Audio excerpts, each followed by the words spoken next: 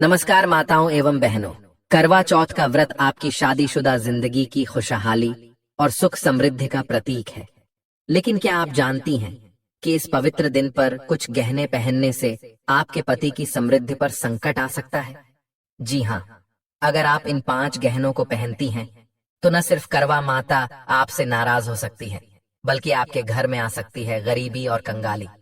इसलिए इस वीडियो को ध्यान से देखें और इन गहनों से जुड़ी अहम जानकारी को जानें, ताकि आप और आपका परिवार रहे खुशहाल और सुरक्षित।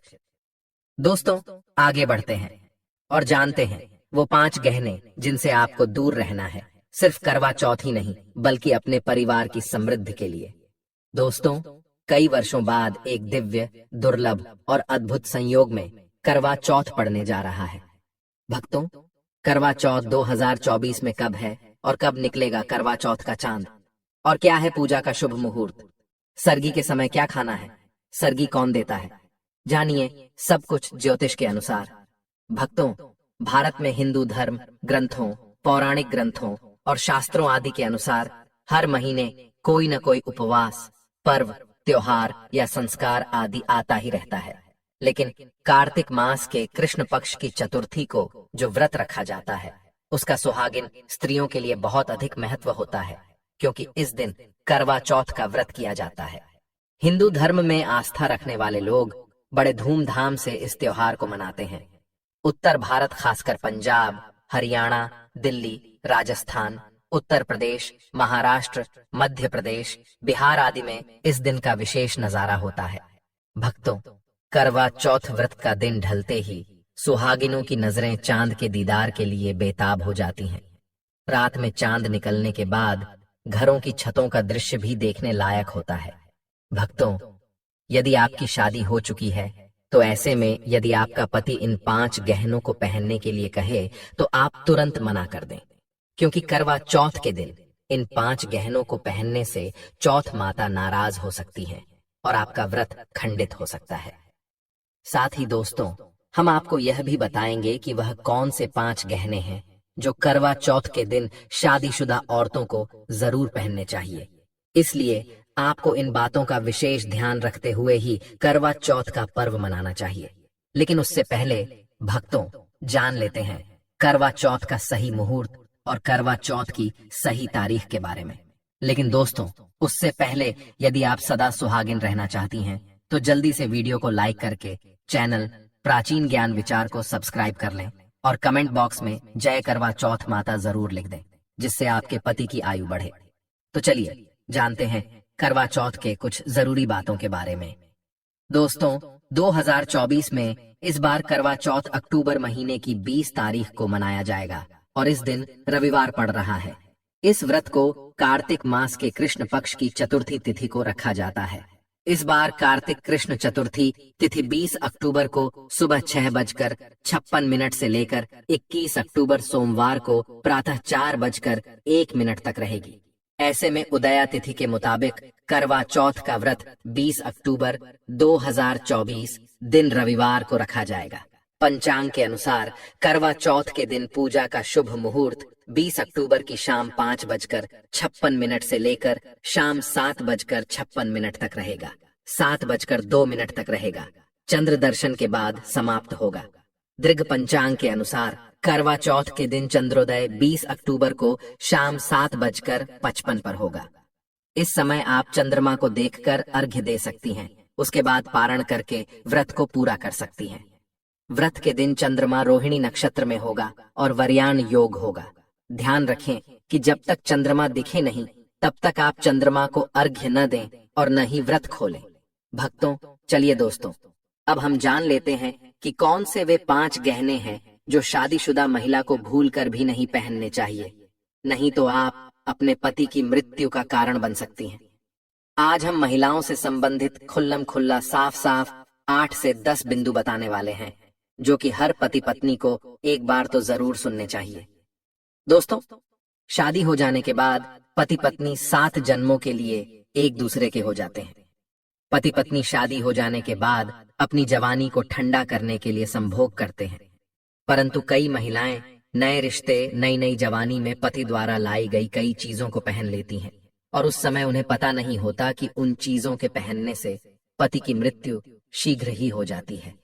तो ऐसे में जानते हैं कि आखिर वे 5 चीजें कौन सी हैं जो करवा चौथ वाले दिन महिलाओं को नहीं पहननी चाहिए।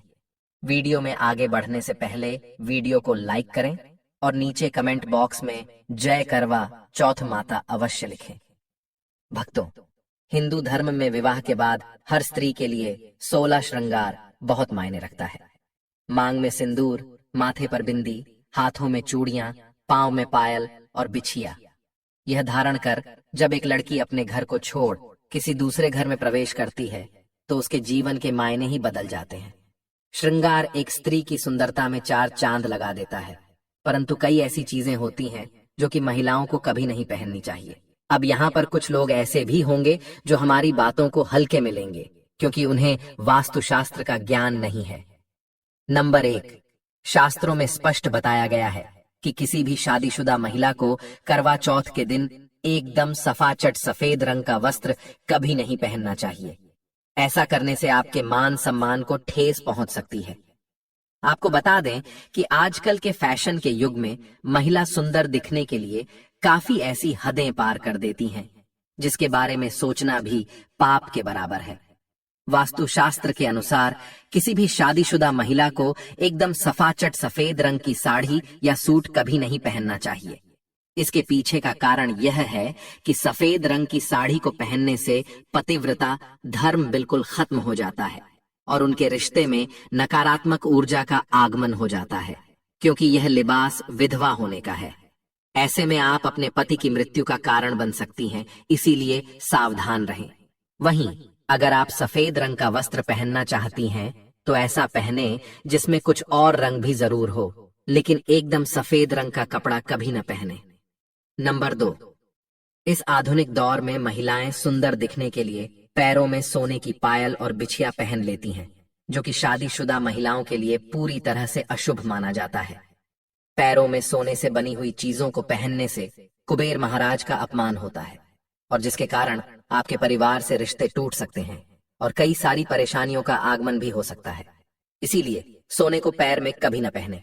पैरों में सोना पहनने से पाप लगता है, इसीलिए सावधान रहें। नंबर 3, सिंदूर और मंगलसूत्र का महत्व। हिंदू धर्म के अनुसार सिंदूर और मंगलसूत्र के बिना शादी अधूरी मानी जाती है। आपको बता दें, यह तो सभी लोग जानते हैं कि हिंदू महिलाओं के लिए सिंदूर सुहाग की निशानी होती है। इसे वे अपने पति की खुशी से जोड़ती हैं। ऐसे में अगर कोई महिला विवाहित होकर भी सिंदूर न लगाए तो यह दुनिया का सबसे बड़ा पाप माना गया है और आपके इस पवित्र रिश्ते को और व्यक्ति मनहूसियत का नाम दे सकते हैं। इसीलिए मांग में सिंदूर होना आवश्यक है। वहीं मंगलसूत्र का भी बड़ा महत्व है। मंगलसूत्र में सोना या पीतल भले ही न लगा हो, लेकिन पीले धागे में काले मोती जरूर होने चाहिए। ऐसा माना जाता है कि मंगलसूत्र का पीला हिस्सा माता पार्वती और काला हिस्सा भगवान शिव माना गया है। शास्त्रों के अनुसार शादी होने के बावजूद भी जो महिलाएं मंगलसूत्र न पहनती हैं वह सबसे बड़ा पाप करती हैं। ऐसे में आपके रिश्ते पर कलंक लग सकता है। इसीलिए एक शादीशुदा महिला को मंगलसूत्र अवश्य पहनना चाहिए। अगर आपके पास मंगलसूत्र नहीं है तो कम से कम गले में काला धागा तो पहन सकती हैं। चलिए दोस्तों, अब जान लेते हैं कि वह 16 श्रृंगार में से कौन से श्रृंगार हैं जो हर एक सुहागन महिला के लिए बहुत ही महत्वपूर्ण होते हैं और करवा चौथ वाले दिन करना और भी महत्वपूर्ण होता है। सबसे पहला श्रृंगार है बिंदी। बिंदी का शास्त्रों में बहुत ही महत्व माना गया है कि हर एक सुहागन महिला को बिंदी जरूर लगानी चाहिए, क्योंकि यह श्रृंगार में सबसे महत्वपूर्ण मानी गई है। कहा जाता है कि बिंदी हर एक सुहागन स्त्री के सुहाग का हिस्सा होती है। ऐसा माना जाता है कि करवा चौथ वाले दिन लाल रंग की बिंदी बहुत ही महत्वपूर्ण मानी गई है। लाल रंग की बिंदी अगर हम करवा चौथ के दिन लगाते हैं तो करवा माता बहुत ही प्रसन्न होती हैं और आपको सदा सुहागन होने का आशीर्वाद देती हैं। दोस्तों, दूसरा श्रृंगार है जिसे करवा चौथ वाले दिन पहनना बहुत ही महत्वपूर्ण माना गया है, वह है लाल चूड़ियां। कहा जाता है कि लाल चूड़ियां पहनना काफी शुभ माना जाता है। ऐसा कहा जाता है कि लाल चूड़ियों को सुहाग की निशानियों में बहुत ही महत्वपूर्ण माना गया है। ऐसा माना जाता है कि हमें लाल रंग की चूड़ियां हमेशा पहननी चाहिए और आप अपनी पसंद के अनुसार हरी चूड़ियां भी पहन सकती हैं। माता और बहनों, एक और महत्वपूर्ण बात यह है कि आपकी जो शादी की चूड़ियां होती हैं, जैसे कि जो आप शादी वाले दिन पहनती हैं, उसे हमेशा संभाल कर रखें।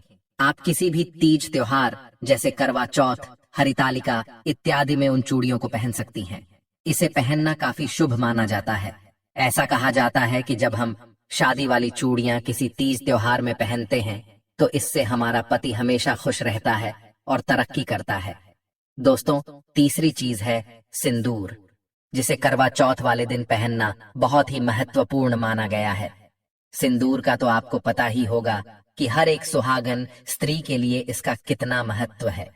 कहा जाता है कि सिंदूर को हमेशा बाल धोने के बाद जब भी आप कंघी करें, अपनी मांग में भरना चाहिए। हमेशा सूखा सिंदूर ही लगाना चाहिए, क्योंकि यही सबसे शुभ माना गया है। दोस्तों, चौथा श्रृंगार है जो करवा चौथ वाले दिन पहनना बहुत ही महत्वपूर्ण माना गया है, वह है लाल रंग का जोड़ा। चौथ वाले दिन लाल रंग का जोड़ा पहनना काफी शुभ माना जाता है। कहा जाता है कि हिंदू धर्म में जो भी सुहागन स्त्रियां होती हैं, उन्हें हमेशा लाल रंग का जोड़ा पहनना चाहिए। ये सुहाग के लिए सबसे अनमोल माना गया है। ऐसा कहा जाता है कि आप अपने शादी का जोड़ा करवा चौथ के दिन पहन सकती हैं, या फिर मार्केट से लाल रंग का जोड़ा, लाल रंग का ब्लाउज और उसके साथ लाल चूड़ियां वगैरह खरीद सकती हैं और उसे पहन सकती हैं। ऐसा कहा जाता है कि अगर आप शादी वाले लाल जोड़े को करवा चौथ वाले दिन पहनती हैं तो यह काफी शुभ माना जाता है। चलिए दोस्तों, अब जान लेते हैं पांचवी वह कौन सी चीज है जिसे करवा चौथ वाले दिन पहनना बहुत ही महत्वपूर्ण माना गया है। मंगलसूत्र। मंगलसूत्र को उस दिन पहनना सबसे ज्यादा महत्वपूर्ण माना गया है। अगर आप 16 श्रृंगार न भी करें और अगर आप मंगलसूत्र पहनती हैं जो शादी वाले दिन आपके पति द्वारा पहनाया गया है, यानी कि मंगलसूत्र, तो इसे पहनना करवा चौथ वाले दिन सबसे ज्यादा महत्वपूर्ण माना गया है।